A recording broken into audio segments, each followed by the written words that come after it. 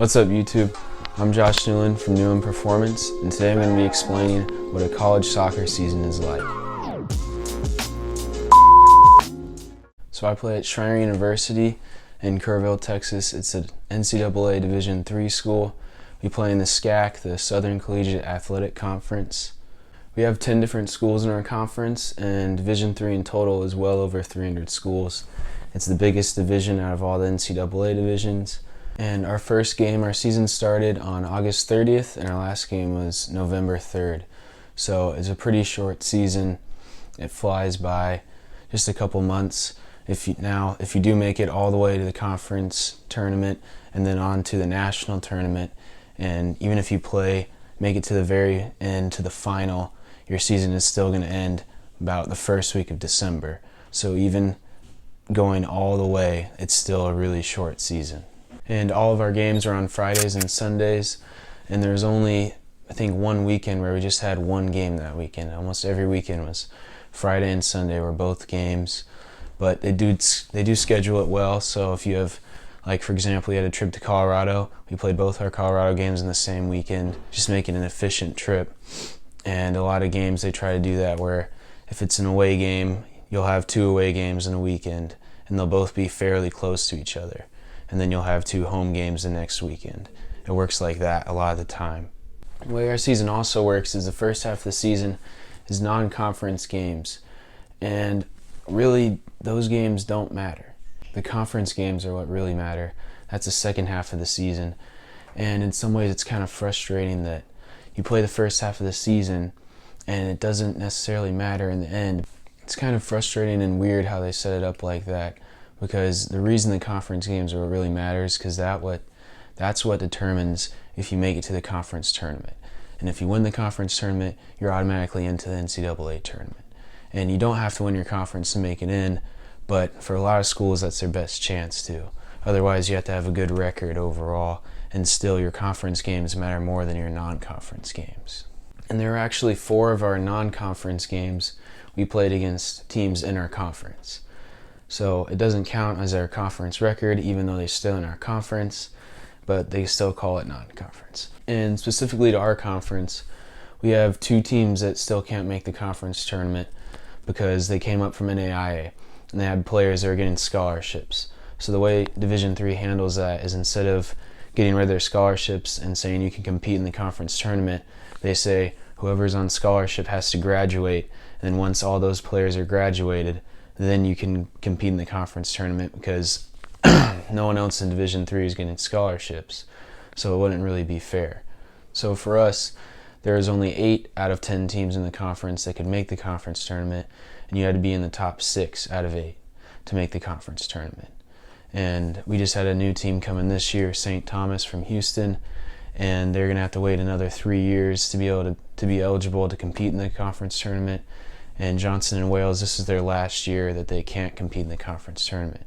So next year will be 9 teams that will be eligible to make it to the conference tournament. So hopefully you've caught on by now that most of it is about how you compete in your conference and conference tournament. Because for the majority of schools, they're not going to have outstanding records and be ranked in the top 25 throughout the season. So their best chance is to win enough games and make it to the conference tournament, upset a few big schools in their conference, and win the conference tournament and make it to the NCAA tournament that way. That's what a lot of schools' goals are. That's what they're focused on. And I think this is a big con to how college soccer works, because the first half of the season is basically pointless in the end for the vast majority of schools. And you're risking it. You're still playing hard. Nobody treats it like this doesn't matter, but again, once conference play starts, then you kind of leave behind all those games, and they're just in the back of your mind, because they don't really come back to hurt you later. So it's pretty frustrating, because a lot of guys will get injured the first half of the season, and then they're out for the games that really matter, which is conference play. So it kind of does feel like, when you look back at it, the first 9 of the games of the season are like preseason still. And just kind of getting warmed up, working out kinks in the team, and it's kind of frustrating looking back at it. When you're in it, you're still competing hard, playing hard, and there's still those rivalries there if you get to play against a team in your conference. And once conference play starts, you play each team in your conference once, and then you also have 4 other conference games that count as non-conference games. So there'll be 4 teams in your conference that you play twice in the regular season. It's also pretty frustrating that our games are kind of clumped together on the weekends. It does make it easier through the week with school, but it's also kind of frustrating because you might have a little ankle sprain, and instead of just missing one game, if it was on Sunday and Wednesday, it's best to sit out both so you don't make it worse, and then you definitely can't play on Sunday if you play it on Friday. And it's just frustrating because you can rarely just miss one game. It's almost always going to be missing 2 games. So in some ways this is nice because I only really missed Friday classes throughout the season, except when we went to Colorado, and then I missed a few other classes during that week because we had to leave a couple days before Friday because we drove all the way up there. So that's nice. You don't miss much class, but it's also kind of just frustrating because the games are so close together.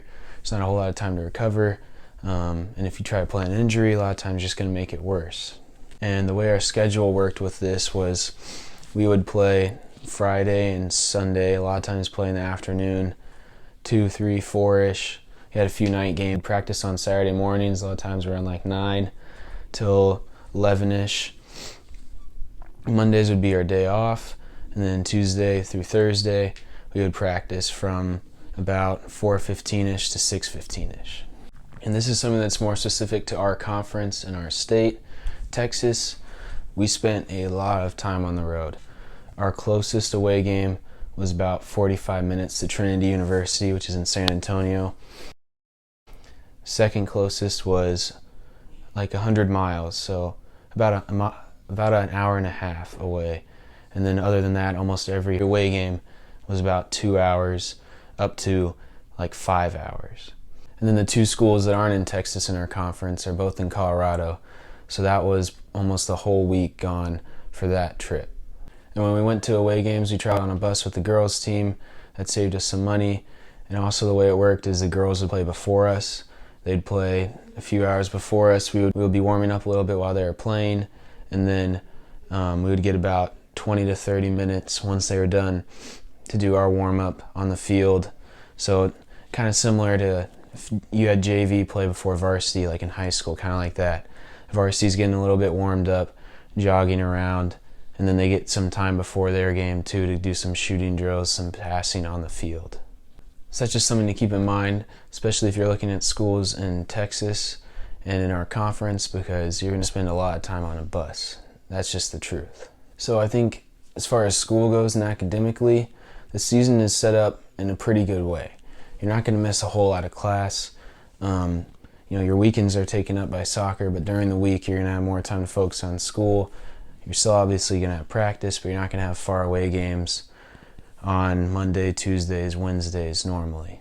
And that's also something about Division III, that because a lot of Division III schools are more academically focused, you can't get athletic scholarships. So that's kind of a characteristic of D3 too, to be more academically focused. But from an athletic and soccer standpoint, I think the season could be set up a whole lot better, could be spread out a little bit more, because, like I said, one little injury, you're out for 2 weeks, that's 4 games, that's a quarter of your season pretty much gone. And if you're in conference, that's almost half your conference games gone that you're going to miss. And those are the most important games of the season. And also just little things can be really frustrating and not go away. Like I got a new pair of cleats a month or 2 into the season. I got a blister and it wasn't gone until a few weeks after the season ended. It just wouldn't go away because we kept having games, back to back, Friday, Sunday, and then that, 5 days wasn't enough for it to fully heal. Then I would just scrape it up again the next game, and it was just really frustrating. And that's kind of how the season goes. Little injuries, little problems can turn into big problems if you don't let them rest. And a blister, I'm going to play through that. I'm not going to sit out because of a blister. But you get what I mean, if little injuries and things like that can add up really quick and they can put you out for a while. So I think in one way, a good thing about the season being so short is that it's done well before you have to stress out about finals and things like that. Unless you do go to your conference tournament and on to the national tournament, then you're kind of a little bit closer.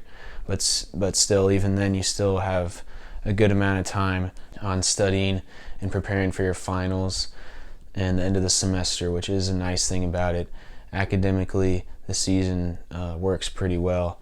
But again, from the athletic point and the soccer side, it is pretty crazy, pretty hectic, and pretty packed in. So yeah, that's pretty much what a college soccer season is like. I'm speaking from my own experience. I know different divisions, different conferences have different experiences. This is just how our college season was like. Not every school or conference plays all their games on just Fridays and Sundays. Not every school or conference is going to have far away games. So your experience in college soccer will be quite a bit different depending on division, NCAA versus NAIA, what school, what conference. This is just me sharing what my college soccer season was like this year. And the schedule also changes almost every year. Like, for example, last year, our men's soccer played before women's soccer. This year, women's soccer plays before men's soccer. And also every year it's rotating. For example, we didn't travel to Louisiana to play one of our conference opponents, but next year we will play down there. So just keep that in mind, that the schedule changes every year.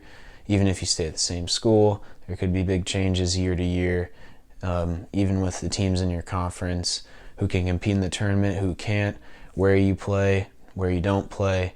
It's all up in the air almost every season. Thank you all for watching. Appreciate the support. If you enjoyed this video, be sure to like and comment. Let me know if you want to see more videos like this explaining how college soccer works or other topics.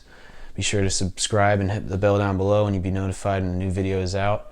The next one should be out Saturday night, and it's going to be about some individual drills that are some of my favorites. So thank you again for watching. I'll see you on the next one.